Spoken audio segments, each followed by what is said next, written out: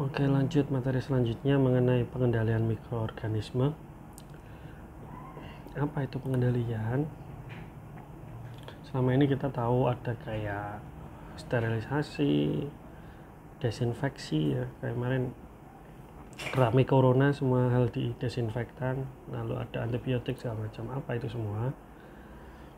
Jadi dasarnya adalah bahwa mikroorganisme itu punya peran penting dalam kehidupan kita, bisa memberikan manfaat positif maupun manfaat negatif maupun dampak negatif, karena dia bisa menginfeksi, juga bisa merusak bahan makanan ya, sehingga tidak layak konsumsi, sehingga perlu adanya usaha untuk mengendalikan aktivitas dari mikroba. Jadi supaya banyak, tidak terlalu banyak, supaya kalau yang tidak butuh, yang berbahaya jadi nggak banyak, yang dibutuhkan menjadi banyak. Telah banyak ditemukan teknik dalam pengendalian mikroorganisme seperti desinfektan, sterilisasi ya, ini istilah-istilahnya apa, desinfektan, sterilisasi, pasteurisasi, antiseptik, germisida, bakteriostatik, bakterisid. Nah, ini semua nama-nama pengendalian mikroorganisme, teknik-tekniknya, yang tentu saja tiap teknik harus melewati serangkaian prosedur yang benar sehingga upaya pengendalian dapat memberikan hasil yang maksimal. Perlu digarisbawahi bahwa tiap teknik memiliki suatu tujuan dalam pengendalian. Jadi masing-masing teknik ini kenapa beda-beda, karena tujuannya beda-beda. Apa maksudnya? Nanti kita lihat lagi. Intinya prinsip dalam pengendalian mikroorganisme itu ada dua. Pertama, membunuh mikroorganismenya. Yang kedua, menghambat pertumbuhannya. Tentu membunuh mikroorganisme itu beda dengan membunuh hewan atau membunuh sesama kita. Kalau hewan itu ditusuk mati, tapi kalau mikroorganisme caranya bukan ditusuk. Nah, nanti ada caranya. Pengendalian pertumbuhan mikroorganisme bisa secara fisika dan kimia, dan itu biasanya membunuh atau mencegah pertumbuhan. Agen yang membunuh itu, kalau membunuh diberi nama sida belakangnya. Tapi kalau ada yang menghambat pertumbuhan, itu disebut statis. Jadi bakteri kalau dibiarkan hidup itu kan dia akan membelah diri, dan itu tumbuh. Nah, itu bisa dicegah, dihambat ya, ditahan. Itu namanya statis. Tapi kalau dibunuh bakterinya itu namanya sidal. Dengan demikian, bakterisida itu artinya membunuh bakteri. Sementara bakteriostatik berarti menghambat pertumbuhan sel-sel bakteri. Contoh lain misalnya fungisida, itu berarti membunuh jamur. Oke, lanjut. Pengendalian mikroorganisme bertujuan untuk menekan reproduksi mikroba sehingga kita dapat mencegah penyebaran penyakit dan infeksi, membasmi mikroorganisme pada inang yang terinfeksi, dan mencegah pembusukan dan perusakan bahan pangan oleh mikroorganisme. Alasan utama kenapa dilakukan pengendalian itu pertama mencegah penyebaran penyakit ya. Tentu misalnya ada bakteri Salmonella typhi pada suatu perairan. Nah, itu harus dikendalikan supaya tidak menyebarkan penyakit. Kemudian membasmi mikroorganisme pada inang yang terinfeksi, mencegah pembusukan dan perusakan bahan oleh mikroorganisme. Nanti bisa dibaca. Apa yang mempengaruhi pengendalian mikroba adalah suhu. Mikroba punya suhu ideal, dia tidak bisa terlalu panas, kalau terlalu panas mati, kalau terlalu dingin dorman, berhenti. Jenis mikrobanya juga pengaruh, struktur fisiologisnya, lingkungannya juga. Secara fisik, mikroba bisa dikendalikan dengan beberapa cara, misalnya dibunuh dengan panas, kemudian diberi radiasi, dilakukan penyaringan, dilakukan treatment suhu rendah, dilakukan pendinginan, diberi suhu di bawah titik 0, dan pengeringan. Panas ini ada panas kering, ada panas basah. Ini nanti bisa dibaca ya. Di sterilisasi itu kan kalau di lab bisa pakai oven, bisa pakai autoclave. Kalau oven itu panas kering, kalau autoclave itu panas basah atau panas lembab. Ini prinsipnya. Panas kering, ini panas lembab. Pengendalian mikroba dengan suhu panas, ini ada tindalisasi, nanti bisa dibaca apa itu tindalisasi, apa itu pasteurisasi. Jadi sama-sama intinya dengan panas, boiling, red heating, flaming. Ini saya bikin cepat supaya kuota Anda hemat. Lalu bisa juga dengan radiasi, ya, diberi sinar, ada radiasi UV, sinar X, sinar gamma, ini bisa membunuh bakteri. UV atau ultra ungu atau ultraviolet ini dibunuh dengan penyinaran memakai sinar ungu ultra. Sinar X ini juga bisa disinari, sinar gamma, kalau kelamaan nanti jadi hook. Lalu bisa disaring, ya, bisa juga disaring. Jadi bakteri itu bisa disaring, terutama cairan udara, dan udara pun bisa sebenarnya. Cairan ini ada semacam alat filter air itu yang menggunakan cairan dengan pori-pori yang sangat kecil sehingga bakteri itu akan tertahan. Jadi ada alat saringan air yang nyaring bakteri itu ada. Jenis-jenis saringannya itu bisa dibaca. Lalu bisa juga menyaring udara. Kapas dapat digunakan sebagai penutup alat yang sudah steril agar tidak tercemar kuman. Dapat ditembus oleh udara tapi tidak oleh kuman, oleh bakteri. Kenapa? Karena kapas itu kan rapatnya itu berlapis-lapis. Dengan suhu rendah ini treatment yang kedua setelah panas dan ketiga, ya, setelah panas dan penyaringan ada suhu rendah, dapat menyebabkan metabolisme dan pertumbuhan berhenti. Jadi ini yang statik tadi, pendinginan juga bisa. Suhu di bawah titik 0 sampai minus, bakteri tidak bisa apa-apa. Makanya kalau makanan kita frozen itu awet karena bakterinya diam semua. Pengeringan dapat mengurangi atau menghentikan aktivitas metabolik.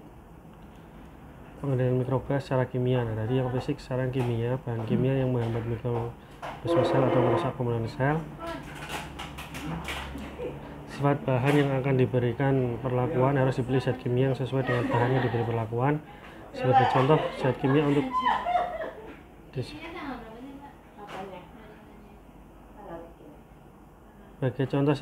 desinfeksi alat-alat laboratorium tidak berjumlah kulit.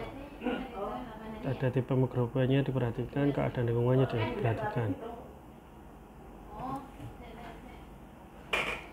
Berdasarkan kekuatan dalam memusnahkan mikroba, bahan kimiawi di golongan atas ada tingkat tinggi, tingkat menengah, tingkat rendah.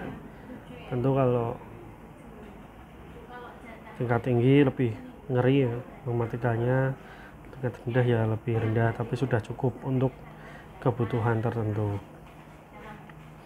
Ada beberapa faktor yang mempengaruhi efektivitas agen kimia di dalam mengendalikan mikroba, yaitu konsentrasi agen kimia yang digunakan. Semakin tinggi maka efektivitasnya semakin meningkat. Waktu kontaknya kalau semakin lama pasti semakin baik.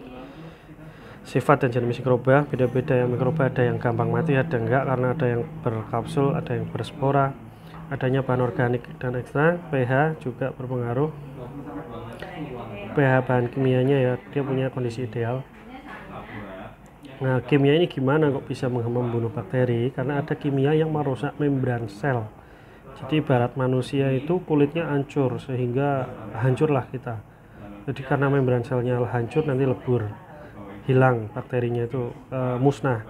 Lalu ada agen kimia yang merusak enzim, jadi nggak bisa kerja lagi tubuhnya. Ada yang mendenaturasi protein. Mendenaturasi itu merubah struktur proteinnya. Ini contohnya yang merusak membran sel itu surfaktan. Surfaktan itu deterjen. Jadi deterjen itu bisa menghancurkan bakteri dengan cara merusak membran sel. Yang merusak enzim contohnya logam berat. Ada yang mendenaturasi protein, ini biasanya dari golongan lemak, alkohol, gliserol, juga bahan-bahan asam dan alkalis. Kelompok utama bahan kimiawi pengendali mikroba adalah fenol dan turunannya, alkohol, halogen, logam berat, deterjen. Ada terminologi lain dalam pengendalian bakteri itu, ada antimikroba, ada pengawet, ada antibiotik. Maksudnya apa? Antimikroba adalah zat kimia yang membunuh atau menghambat pertumbuhan, termasuk bahan pengawet kimia dan antiseptik. Ada dua, yaitu antimikroba, ada dua, yaitu antiseptik dan desinfektan. Nah, bedanya apa? Antiseptik ini yang digunakan untuk menghambat pertumbuhan mikroorganisme pada jaringan yang hidup, misalnya tangan kita. Sementara desinfektan itu digunakan untuk benda mati. Sehingga kalau Anda cuci tangan itu pakainya antiseptik.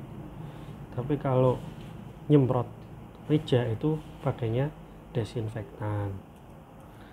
Hanya yang kemarin rame corona ini kan Pak, yang disemprot di mana-mana itu desinfektan, bukan antiseptik. Ini selengkapnya bisa dibaca.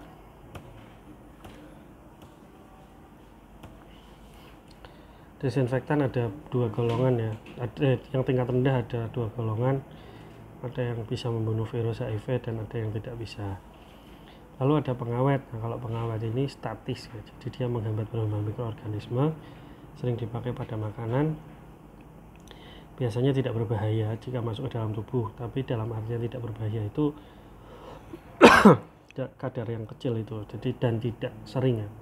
Kalau Anda tiap hari makan makanan berpengawet ya nanti begitu tua juga berpengaruh. Lalu antibiotik, apa itu antibiotik? Adalah zat yang dihasilkan oleh mikroba, terutama fungi, dapat menghambat atau membasmi mikroba jenis lain. Berdasarkan pembuatannya ada 3, sintetik, alami, dan semi sintetik. Ini bisa dibaca. Jadi kalau obat itu antibiotik ya, kalau Anda sakit itu yang diminum antibiotik. Yang dipakai buat cuci tangan namanya antiseptik, yang dipakai buat bersihin meja namanya desinfektan. Jadi ini contoh macam-macam obat antibiotik, ada penicillin, cephalosporin, streptomycin, tetracycline, dan erythromycin.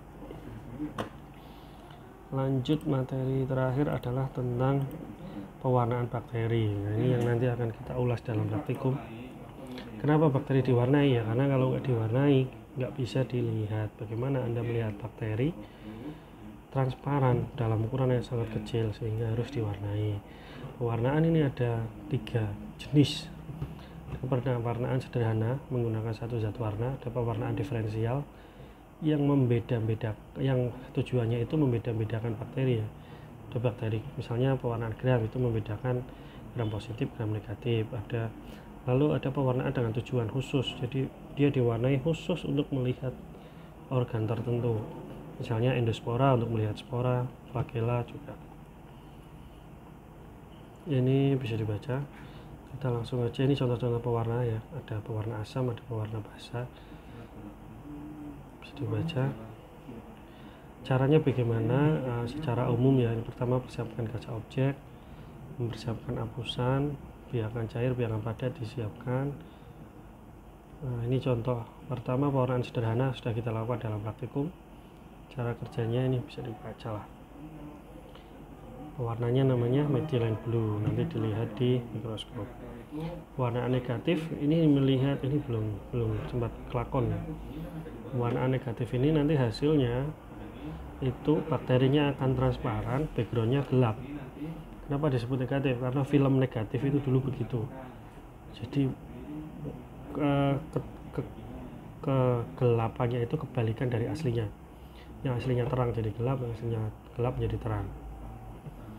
Caranya ini rada beda ya. Jadi di tinta dengan bakterinya ini dicampur lalu digeser di slide. Ada pewarnaan gram, ini untuk membedakan gram positif dan gram negatif. Caranya bisa dibaca. Pertama kasih pewarna gram A isinya kristal ungu, kasih gram B isinya hidrokloridin, kasih gram C itu isinya alkohol, kasih gram D isinya safranin. Nanti hasilnya akan berbeda. Kalau gram positif warnanya ungu, kalau gram negatif warnanya merah. Nah, ini insya Allah akan kita laksanakan praktikum setelah UAS.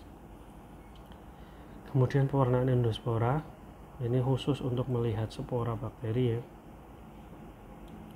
Cara kerjanya silahkan dibaca ya. Cara kerjanya beda dikit, ini ada cara dipanaskan. Kenapa dipanaskan? Karena spora itu terbentuk kalau bakteri itu terancam. Nah, cara menciptakan ancamannya kita panaskan. Jadi bakteri akan membentuk spora, sporanya kita warnai. Ini spora ada yang di pojok, ada yang di tepi namanya spora terminal, ada yang di tengah spora sentral, yang di antara tepi dan tengah namanya subterminal. Ini contoh pewarnaan spora, hasilnya seperti ini. Kemudian ada pengamatan motilitas, kita mau melihat apakah bakteri itu benar-benar bergerak. Caranya kita pakai lensa cekung objek gasnya itu cekung, lensa cekung. Objek gasnya cekung, bakterinya dibiarkan menggantung. Nah setelah itu kita lihat, nanti akan kelihatan bakterinya gerak-gerak gitu. Kemudian ada pewarnaan BTA atau basil tahan asam. Untuk apa pewarnaan BTA ini? Kita mau mengidentifikasi bakteri yang tahan terhadap pewarna asam. Dinding bakteri yang tahan asam punya lapisan lilin dan lemak yang sukar ditembus cat. Karena pengaruh fenol dan pemanasan, lapisan lilin dan lemak itu dapat ditembus cat basik fuksin. Bakteri tahan asam ini biasanya punya kemampuan patogenitasnya tinggi. Contohnya adalah Mycobacterium tuberculosa. Jadi prosedur BTA ini dilakukan untuk mencari bakteri penyebab TBC. Jadi baca pakai sputum atau dahak. Ini dibaca aja. Nanti kita akan laksanakan dalam praktikum. Ini gambar dahak yang ideal. Dahak yang ideal itu kayak gini. Tapi kalau cuma bening gini ini cuma ludah aja nih, nggak ada dahaknya. Jadi yang keijo-ijoan itu yang paling bagus. Kalau sampai merah itu berarti sudah berdarah.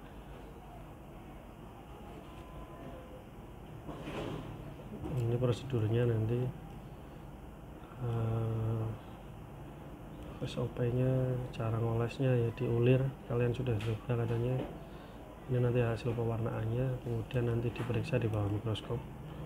Ada pewarnaan ZN, ini dibaca saja silakan. Metode BTA itu ZN hasilnya. Nah ini di bawah mikroskop. Nanti kita akan mencari BTA itu hasilnya basil itu batang panjang, warnanya merah. Nah itu yang dicari. Kalau warnanya biru berarti bukan BTA. Ini cara pembacaannya bisa dibaca, cara penentuan jumlahnya bisa dibaca, nanti lebih lengkap waktu kita praktikum. Gambaran mikroskopiknya. Nah ini metode lain ya, ada metode Guignon-Gabet, ada metode fluorochrom bisa dipelajari, ada metode granula metakromatik, dibaca aja lah. Oke, terima kasih, itu saja. Semoga review ini bisa digunakan sebagai media pembelajaran. Terima kasih.